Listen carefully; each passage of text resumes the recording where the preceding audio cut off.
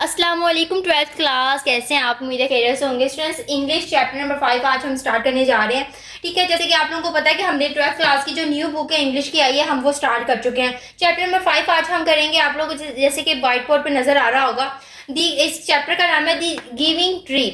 अब इस स्टोरी में क्या, इस क्वेश्चन में हम पढ़ेंगे पहले ये ऐसे इसके क्वेश्चन आंसर्स मैं करवा रही हूँ, उसके बाद इंशाल्लाह देन मैं आप लोगों को ट्रांसलेशन भी करवाऊंगी। लेकिन ये बच्चों की डिमांड थी कि पहले हमें ट्रांसलेशन से पहले हमें क्वेश्चन आंसर्स दे दें, तो मैं इसके साथ साथ आप लोगों को इसका जो तर्जुमा भी वो भी पढ़ा रही हूँ, ताकि आप लोगों को जैसे साथ साथ क्वेश्चन भी कर लें और आप लोगों की ट्रांसलेशन भी आपको पता चल जाए कि बुक में क्या क्या पढ़ रहे हैं। ठीक है, तो आप लोग इस बात के लिए परेशान बिल्कुल भी ना हो कि मैं हमें ट्रांसलेशन नहीं करवा रही, मैं आप लोगों को ट्रांसलेशन करवाऊंगी। ठीक है, आप लोग बिल्कुल तसल्ली रखिए। लेकिन यह है कि जो क्वेश्चन आंसर है ना, ये हमारे पेपर का पहला क्वेश्चन होता है एमसीक्यूज के बाद, ये हमने राइट करना होता है। और ये जो एक्सरसाइज वाले क्वेश्चन है 70% क्वेश्चन आते हैं बोर्ड में, तो इसलिए मैंने ये पहले स्टार्ट करवाया कि बच्चे साथ साथ इसको याद कर लें और उनको पता भी चल गया कि स्टोरी में क्या है। ठीक है, तो अभी तक जिसने चैनल को सब्सक्राइब नहीं किया वो सब्सक्राइब कर दे, लाइक कर दे और शेयर कर दे। ठीक है, और अगर आप लोगों को पहले 4 चैप्टर्स चाहिए तो वो इसकी प्ले लिस्ट में लगे होंगे, वहां से आप लोग देख लें, या आप लोग मेरी चैनल पर जाके वहां पे विजिट कर लें। और कमेंट में मैंने वो लिखा हुआ है, आप लोग को जैसे कि कमेंट नजर आ रहा होगा,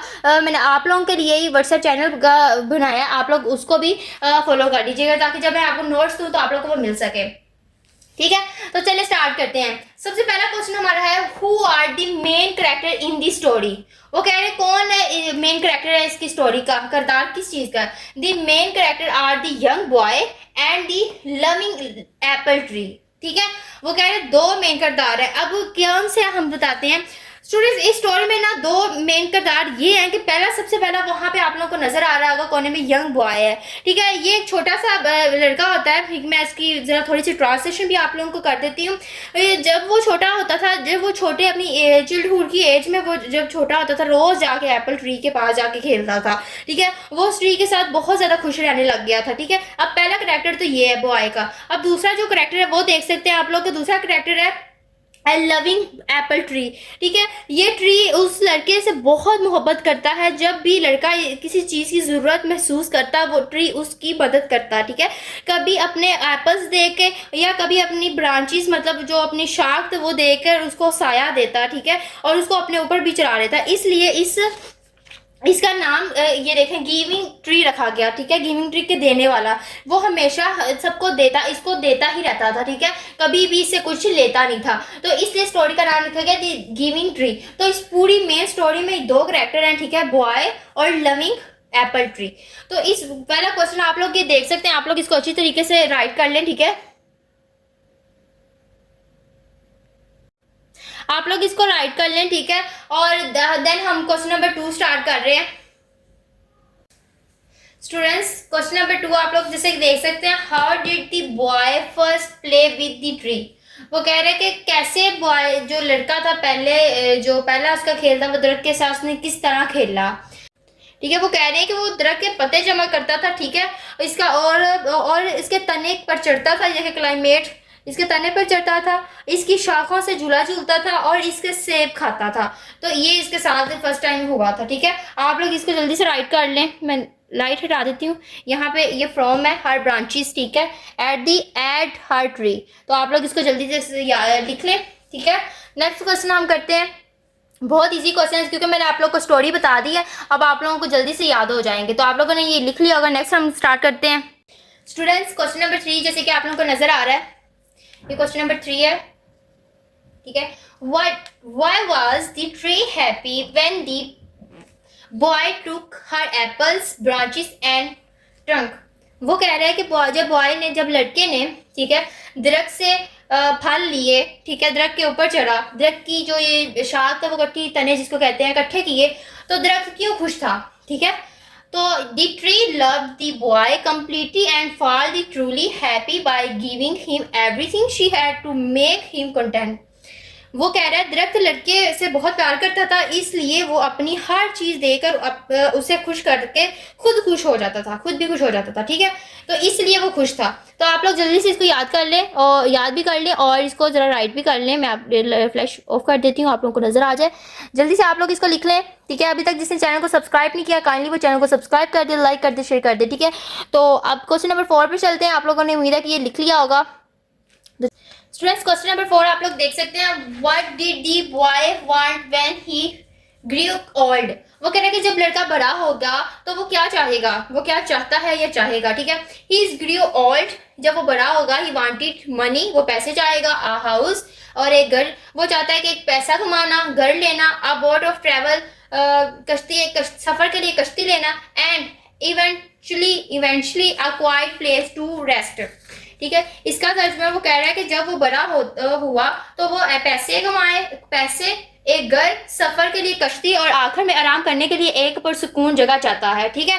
तो इसका ये मतलब है, ठीक है। अब आप लोग देख सकते हैं ये एंड लिखा है, ये ओल्ड लिखा हुआ है, वो फ्लैश की वजह से आपको नजर नहीं आ रहा। मैं एक बार फ्लैश बंद कर देती हूँ, आप लोग इसको अच्छी तरीके से देख लें, ठीक है। एक बार मैं फिर पढ़ देती हूँ। As he grew old he want money, a house, a boat to travel, and eventually a quiet place to rest, ठीक है। जल्दी से आप लोग इसको लिख लें, देन हम क्वेश्चन नंबर 5 करते हैं, ठीक है। स्टूडेंट्स क्वेश्चन नंबर 5 में वो देखें क्या रहा है, how did the boy use the tree, apples, branches and trunk. वो कह रहे हैं कि बॉय किस तरह यूज करता था दरख्त को, दरख्त के फलों को, दरख्त की तने को, दरख्त की शाखत को, ठीक है। इसको तने कहते हैं और वो शाखें। he stole the apples for money, used the branches to build a house, and used the trunk on the built board। अब वो कह रहे हैं इसने सेब बेचकर पैसे हासिल किए, शाख से घर बनाया और तने से कश्ती बनाई, ठीक है। इस क्वेश्चन में ये कह रहा है। मैं अगेन आप लोगों को फ्लैश ऑफ कर देती हूँ ताकि आप लोगों को अच्छी तरीके से समझ आ जाए। He stole the apples for the money, उसने सेब बेचकर पैसे कमाए। Use the branches to build house, उसने जो शाख थे उनसे तनों से वो बनाए, घर बनाया। And use equal to the build boat, ठीक है, और तने से कश्ती बनाई।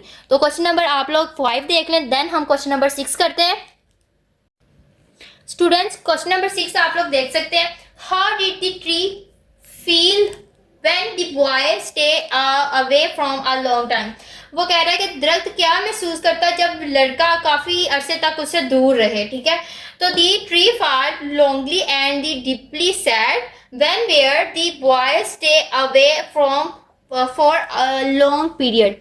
जब लड़का लंबे अरसे तक दूर रहता था, दरख्त खुद को तन्हा और बहुत दुखी महसूस करता था, ठीक है। इसमें ये कहा गया, मैं एक बार लाइट ऑफ करके अगेन आप लोगों को बता देती हूँ, ठीक है। इसका आंसर पढ़ें, the tree felt lonely and deeply sad when where the body stay away from the boy, ये बॉय है, ठीक है। The boy stayed away from long period. तो जल्दी से आप इसको लिख लें, ठीक है। स्टूडेंट्स ये मैं आप लोगों को इसलिए भी दे रही हूँ कि आप लोग कभी बुक नहीं आई, लेकिन यह है कि साथ साथ याद करें, ठीक है। अब कुछ आप लोगों को मिल रहा है तो उसको अपना टाइम वेस्ट ना करें, आप लोग इंग्लिश की तो तैयारी स्टार्ट करें, ठीक है। टाइम बहुत थोड़ा रह गया, 4 मंथ रह गए हैं। उसके बाद आप लोगों के अगर आप कॉलेज पढ़ रहे हैं और या घर में पढ़ रहे हैं तो फिर भी आप लोगों के टेस्ट स्टार्ट हो जाएंगे। तो टेस्ट में आप लोग को एक टेस्ट का मतलब होता है रिवाइज करना, ना कि ये मतलब होता है कि शुरू से एक भी चीज़ पढ़ना। और पेपर में सिर्फ ये होता है कि पेपर में भी देन यही होता है कि हमने सारा साल पढ़ा, आप पेपर में एक बार नज़र मारनी है बस। और ये चीज़ें होती हैं, आप लोग अभी से क्या करते हैं, अभी से हम कहते हैं नहीं पेपर में याद कर लेंगे, क्योंकि मैं भी एक स्टूडेंट रही हूँ, मुझे पता है हम ऐसे ही करते हैं।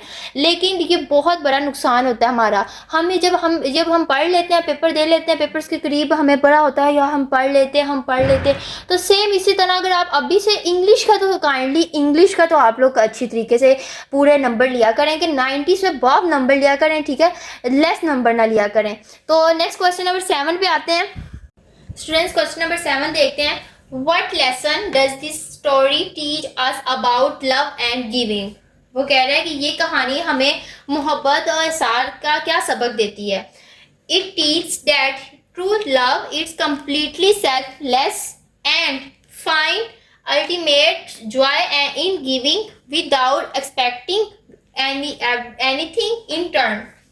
वो कह रहे हैं कि ये कहानी हमें सिखाती है कि सच्ची मोहब्बत बेगर्ज होती है और बगैर किसी सिला के जो उम्मीद के दूसरों को देने में खुशी महसूस करती है, ठीक है।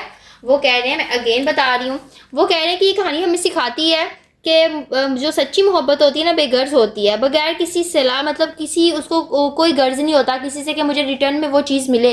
फॉर एग्जांपल एक गिफ्ट हम दे रहे हैं और हमें वो जो सच्ची मोहब्बत जिनको होती है वो ये नहीं चाहते कि हम गिफ्ट दे रहे हैं तो हमें भी गिफ्ट मिले, वो इसलिए, ठीक है, वो उसको खुशी देने में महसूस होती है, दूसरों को खुशी देने में, जिससे वो मोहब्बत करती है उनको खुशी देने में महसूस होती है, ठीक है। एक बार मैं ये फ्लैश ऑफ कर देती हूँ ताकि आप लोगों को अगेन नज़र आ जाए।